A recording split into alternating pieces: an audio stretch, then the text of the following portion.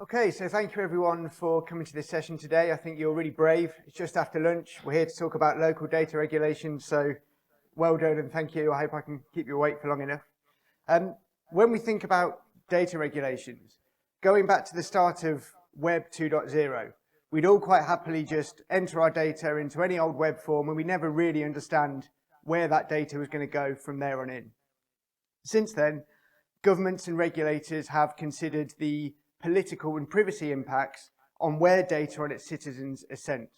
And they've implemented a number of different local laws and legislations that all software as a service platforms need to be able to adhere to. My name is Kevin White. I'm a program architect at Salesforce, and I've worked in the Salesforce ecosystem for 11 years. And more customers are now asking, what do we do about data residency, and how do we apply that to a software as a service platform like Salesforce? So today I'll walk you through some of the patterns that I've used in the past and also some of the lessons that I've learned along the way. So what's the situation today? Well, today there's about 62% of the world has some form of data regulation governing what you can do with personal data about its citizens. Now, some of these laws have been in place for quite a long time. So GDPR has been in place since 2018. So you might be thinking, well, why am I mentioning this now? Why is it a hot topic to talk about data regulation in 2022? And that's because these laws were evolving, where originally they started off by saying you need to consent to your data being sent somewhere else. Now they are moving towards a different sphere where they're talking more and more about data residency, i.e. where can you store my data and what can you do with it in a specific location. And there's some pretty sizable economies making some fairly significant changes. So take China. China introduced the Personal Information Protection Law on the 1st of November 2021, which effectively says a number of different attributes on an individual cannot be stored outside of China. So this creates a challenge for us as architects to be able to create an architecture which we can use across all of these different countries, but is flexible enough for us to be able to adjust according to the nuance of the law. Now, my personal prediction, I think this map will become all coloured at some stage in the near future. And I also think data will become something that's documented in the same way that services or goods are in a trade deal. I can see nationalities combining together to understand how they can share data between each other. So as architects, having a way to deal with that, I think is a really important tool in your armor for the future. So how does Salesforce deal with data residency? Let's just take a quick recap on the core platform. So this is an abstraction of the Salesforce Lightning platform with a number of different services that are provisioned within the org. Now, when you request an org from Salesforce, the first thing you'll be asked is, where do you want your org to reside? There's 11 different first-party data centers that Salesforce supports in 6 different countries. These locations are being extended with Hyperforce, where you can then host that org in different locations. But this is ultimately an interconnected monolith, i.e. all of these services are delivered from the same place of your choosing. What you can't currently do is request that your data at rest, for example in your S objects, can be sharded. So you can't say, I want to store some of my data in China, I want to store some of my data in the US. That's not currently possible. So as an architect, we have to consider within our org architecture, how can we extend this to be able to meet some of these local data regulations? Now, which laws apply to you? There's many different laws that could apply. I guess the key thing I'd say from my own lesson, don't try and be a hero. These lessons are extremely complex and extremely nuanced. There's a high level of subjectivity that really only somebody in compliance can try and deal with. But as a very quick run through, when compliance are looking at laws, they're going to be considering some of the following things. What's the definition of the data that's regulated? Is it personal data or are there other types of data regulated as part of that law? What's specific to the sector? So personal data might be cross-cutting, but if you're in the automotive sector, telematics data, which is in effect personal data because it's tracking where people are moving, could also be something that the law specifies as regulated. What are the thresholds? Some of the laws don't apply if you have less than 50,000 records, for example. What are the regulation specifics around your data? Does it need to be stored 100% in a country and processed 100% in a country?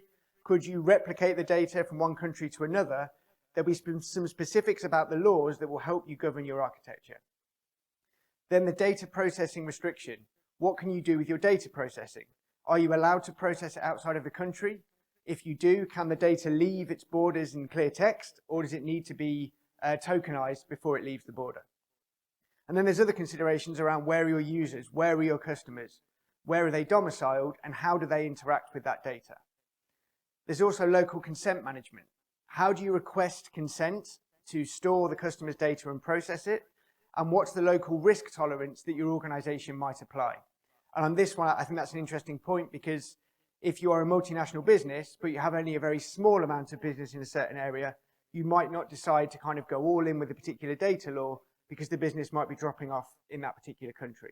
That's also a consideration your compliance team will make. Now, in terms of how you can support as an architect or as a consultant, it's helping map these data categorizations to some kind of enterprise definition. So in this example, on the left-hand side, we've got highly sensitive logical attributes that we've identified. So these could be things like a driving license, a first name, an email address, something that could be considered highly sensitive. And then we go all the way to the right-hand side to attributes that are just administrative. So maybe a record name or an ID, nothing that's particularly useful for you to be able to identify an individual. And within these definitions, you then need to agree with compliance, what's the default data treatment for those attributes? Do they have to be restrictive, highly restrictive, and stored only in the country and processed only in the country? Or can they be stored inside and outside of the country because the law does not apply to them? Now, this definition, yes, it applies to Salesforce, but really it should apply across your enterprise, because there's many different systems that might process these attributes. So having something at this stage that's quite high level is useful to apply across your whole enterprise architecture. Now, when you move down to the logical or even the physical level in Salesforce, it's about how do you as an architect take those categorizations and map them onto your data model. Now, I've not gone to the field level because that would be a bit too much for a slide, but what I have documented is what's the situation with each of the objects in the org where I feel there might be regulated data. On the left-hand side, there's a number of objects that I've identified that store no regulated data, so they can continue to exist as they do today. But on the right-hand side, we've identified a number of different attributes applying to 2 different countries, to 2 different regulations that will be applicable for some of these laws. And from that, we can then work out where are the users that are accessing this data? What are they doing with it? And is there any change to the processing necessary for those users? So by creating this mapping exercise, you get a good sense of what's the level of change going to need to be in Salesforce if you have particular attributes that are part of a law that you're currently storing, like everything else, in a single S object. Now, wouldn't it be great if we could just stop there and say, great, we've understood what's happening in Salesforce, that's good enough, we can get on with designing, but sadly, we know that's not true. Data is flowing in your enterprise upstream and downstream of Salesforce. So the next thing that's important to identify is how do you map the journey these data flows are taking? And I think about this in a few different ways. First of all, I think about what is mastering that attribute. My personal opinion, if a system is mastering an attribute, that's where any tokenization or redaction should start. You then need to think about where is the data being processed in the estate, and what will happen if Salesforce, for example, sends a redacted attribute to a downstream system. Will it break? If so, what needs to change? And there's then your integrations. It's possible that with a highly regulated environment, you might move some of your data attributes outside of Salesforce and store them in a local data store. If you do, and there's a system reliant on you to call that attribute, then how are they going to be able to retrieve that if it's tokenized at rest? So again, mapping how the data flows, how it moves through your enterprise is important to understand what happens on a per attribute basis. And again, I think let's not think parochially about this. The regulation doesn't care how many applications you have. The regulation cares that that data point, wherever it exists in your organization, is compliant. So I think it's important to be a good citizen and identify with other application teams where that attribute exists and have a strategy to be able to deal with that. Okay, so we've done a bit of analysis. We've understood what the regulation is. We've created our data categorizations. We've mapped it into Salesforce, and we've got a good understanding of where that data flows in and outside of Salesforce. So the next consideration is what different architectures could we employ to be able to deal with this regulation. As a first option, just do nothing. This could be the case where you don't have enough records to be able to be applicable to the law, or it could be that you don't actually want to make the change in the local region because you're removing your business from there in a year's time. So it's possible that you decide you're not going to do anything for now, and you're just going to wait to see what happens in the future. The second option is multi-org. And multi-org makes a lot of sense. You can take all of your data and all of your processes outside of Salesforce, but deploy them perhaps with the same underlying metadata structure to a new org. This is going to depend on the availability of a local org in your area. So taking China, for example, China is not due to be GA until June 2023 on Alibaba.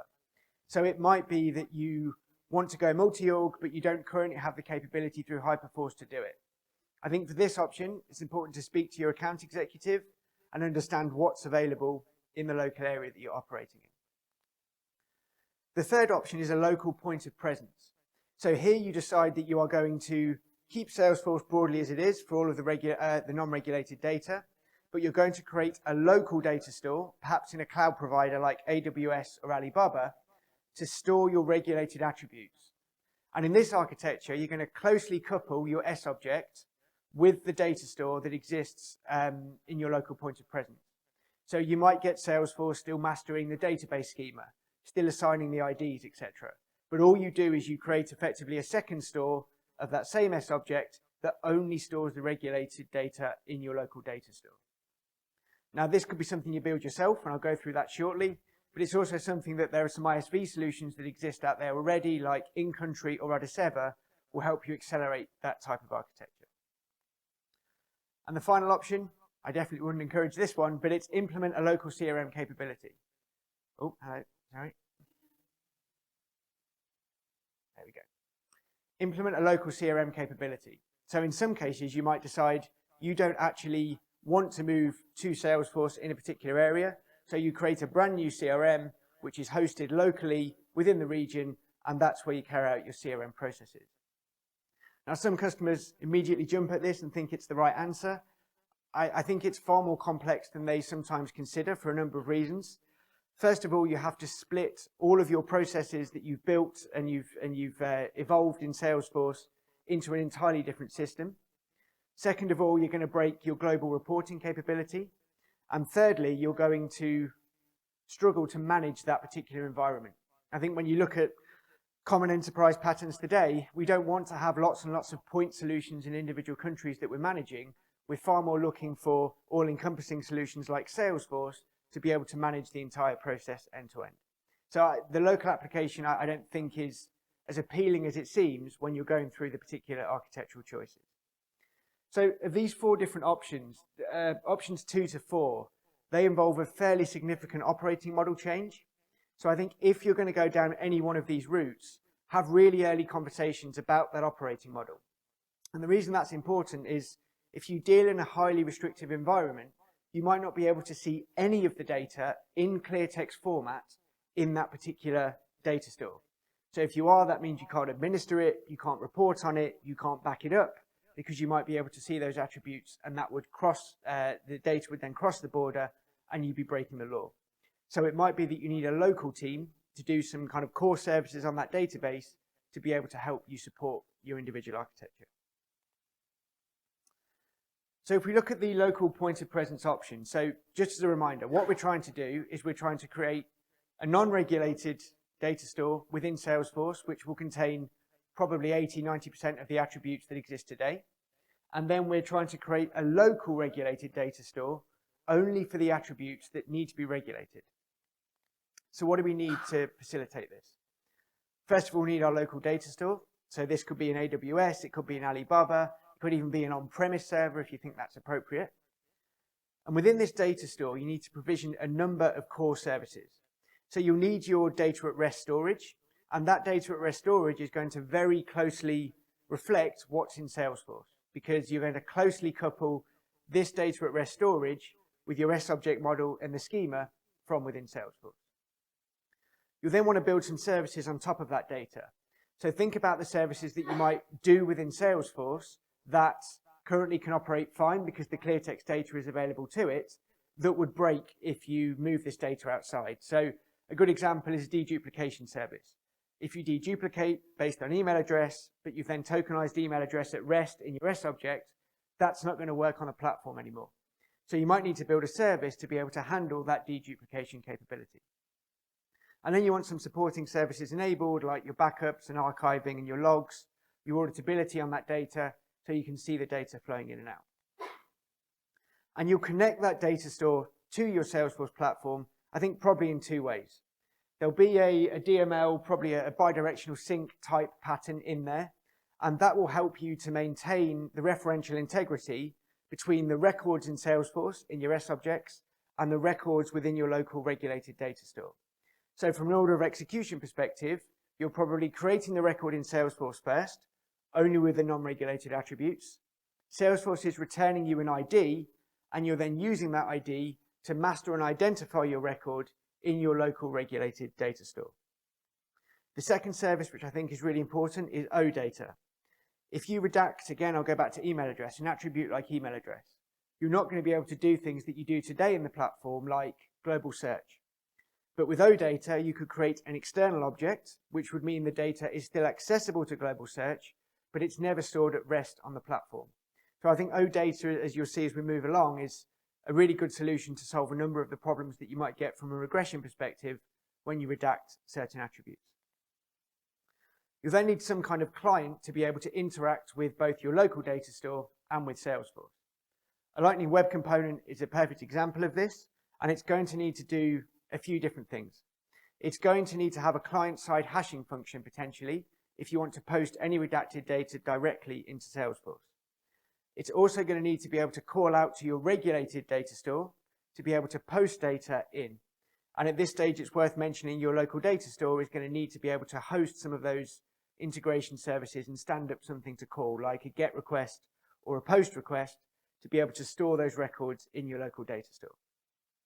So with this architecture, we've got the ability to see regulated data through a Lightning Web Component on your Salesforce page, and to be able to see alongside that Lightning Web Component the non-regulated data that exists within Salesforce. Now what you'll probably get from this is it can get quite complicated. There's an order of execution consideration, there's various race conditions you might get into depending on how you set this up. So when it comes to regulating your attributes, be really, really stingy on which ones you choose.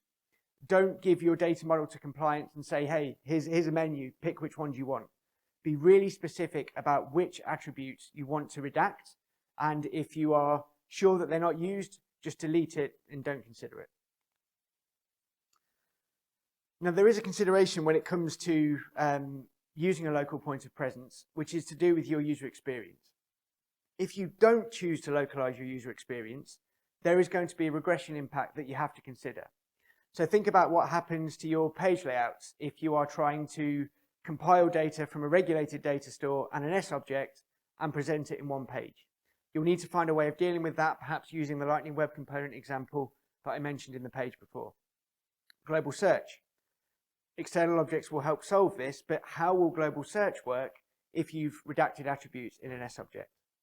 There then might be lists. So I see a lot of customers working quite regularly in list views because you can move them around, you can play with them. So keeping that functionality is quite important. So you might need to build some custom components that allow you to compile data from both data sources and present it in a single list view for your users to be able to interact with. And then there's your reporting. If you have at the moment a standard tabular report on the contact object, but you've redacted some of those attributes in a local data store, that's not going to work anymore either. So again, coming back to our friend, the external object, you could use an external object to be able to surface that in a report. If you do decide to localize the UX, think about your operational impact. What will it mean to build a brand new user experience, and where are the points where you should stop and say we're going to stick to the global standard? So here I'd recommend you only try and customize the user interface. You don't customize the underlying processes because it gets much more complex to maintain, and also from a data and a reporting perspective, you're going to start to bifurcate what you have to do within your org. Think of the training impact. If you create a brand new user experience just for your local set of users, how are you going to maintain that? And how are you going to be able to roll out future functionality? Are you going to create yourself a headache where you have to effectively maintain and develop two different experiences across your regulated country and the rest of the world? Setting your principles up front is really important. And I think one of the key reasons is these features are compliance features, effectively. The acceptance criteria is pretty binary. Do they meet the law? Yes or no. You're not going to be in a position to go through multiple rounds of iteration with your users to work out what works. It's pretty binary. So take some time at the start to make sure your developers and your architects understand the law, and most importantly, document the reasons they have redacted one attribute but not redacted a different attribute. That's really important because compliance often maintain the relationship with the regulator, and they need to, at any given point in time, be able to turn around and say, this is what we've done within our organization, and this is why we chose to take this particular route. Now, some example principles to work on with your developers. What's the acceptable level of deviation from the standard user experience? Does it just stick within the UI level, or will you let them build their own custom objects, for example? Where is data stored that's regulated end to end? So yes, we can store the data at rest within our local data store in China, for example, but also be specific about the processing. If that data is not allowed to leave the border in clear text format, you can't even store it in memory. So you have to be really specific with the developers about exactly what they can and can't do with that attribute. And then finally, plan for extension. You saw the 62% of the different countries that have got a law, and although that does seem pretty overwhelming if you're a multinational business, a lot of the laws have got quite similar characteristics. So make sure that when you design and when you document, you're thinking about how you can extend this within the future. Some methodologies that I found work pretty well. Test-driven development. So make sure that your tests can be really well defined and documented up front and that compliance agree to them. And then think about the impact on performance, security, and regression testing. Regression testing is quite a big one. You'll find that there's certain attributes like email address which appear in places you never knew. So if you can get a knowledgeable user to potentially do some white box testing, that can help you root out all of the instances where email address appears and work out a solution from that perspective. So what should you do if you're starting on this journey yourself? First of all, do some housekeeping. Cleanse your fields. If there's any you don't use in a particular country, get rid of them. Create those high-level categorizations and document them in Salesforce. So with the data classification metadata, you can now say on a per field level in your object manager what the classification of that data point is. And that's really important when you're trying to have that conversation with compliance. And then remove debt wherever you can. It's quite a big exercise to analyze your entire org to where email address appears, for example. So if you're not using a feature, get rid of it, don't analyze it. And then think about your data flows, your upstream and downstream data, where your data is mastered, and what needs to be the master of the tokenization. You can then look in detail at the definitions. What does the regulation state? What has your organization decided to apply from a legal definition perspective? And how do you start to map that logically all the way down to the physical level in your particular field? And when you've done those three things, you're in a pretty good position to be able to have a data-driven conversation about what the right architectural choice is. My guidance here, there sometimes seems to be a quick win technical choice that you think will get you out of jail, but there could be medium to long-term operational impacts of doing that. So think very hard about your operating model before you take it to legal for them to approve and for you to agree on the right choice to select. So thank you for listening. I hope this has been useful. There are some resources that I'll share with anyone who wants to connect with me. Sorry, I forgot to add them into these slides. But I guess the three key things to take away.